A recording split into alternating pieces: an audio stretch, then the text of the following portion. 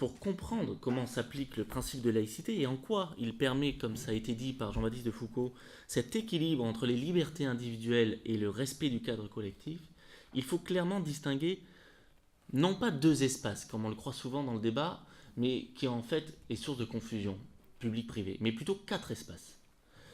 D'abord, vous avez l'espace privé, mais au sens du domicile privé, chez vous. Eh bien, chez vous, évidemment, la liberté, votre liberté de manifester vos convictions ou vos religions est absolue. On est totalement libre sous la seule réserve du respect de la loi. Notamment, on ne va pas troubler la tranquillité du voisinage. Le deuxième, c'est l'espace administratif, c'est-à-dire l'espace de l'État ou celui des collectivités locales ou celui des services publics, celui des lieux qui vont héberger des missions de service public. Dans ces espaces administratifs, les bâtiments, leurs façades, les murs, les agents publics et tous ceux, même s'ils sont de droit privé, qui exercent une mission de service public et donc qui représentent cette administration, sont soumis à la neutralité, à la stricte neutralité. Mais pas les usagers, puisque eux, les usagers, voient la laïcité leur garantir la liberté de manifester leurs convictions, dès lors, bien sûr, qu'ils ne perturbent pas le service public.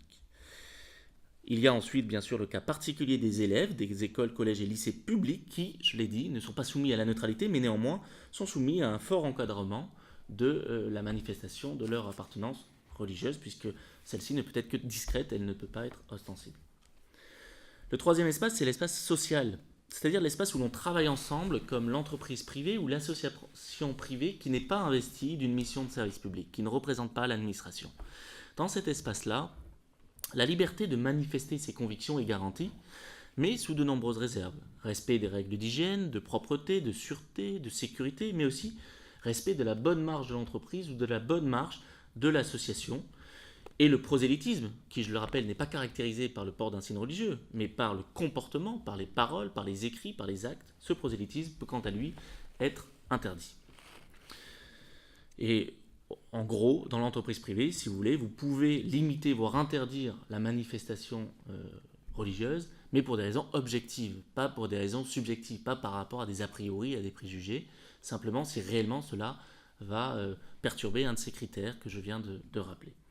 Et le dernier espace, c'est l'espace partagé, qu'on pourrait appeler espace public, mais au sens large, c'est-à-dire l'espace commun à tous, la voirie, les places, les jardins publics, etc.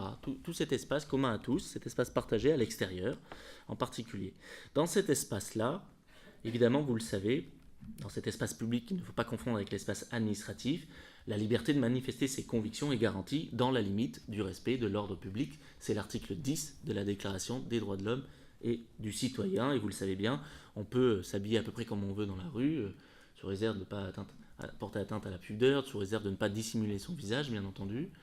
On peut à peu près s'habiller comme on veut, et puis bien sûr, dans cet espace, il y a des manifestations politiques, syndicales, et donc il peut aussi y avoir des manifestations religieuses. Il y a un certain nombre de processions catholiques un peu partout, dans pas mal de régions françaises. Il peut aussi y avoir des prières dans la rue, mais tout cela doit être déclaré préalablement en préfecture, ne doit pas troubler l'ordre public, ne doit pas déranger, par exemple, la circulation. C'est pour ça qu'une prière dans la rue peut être annulée, interdite.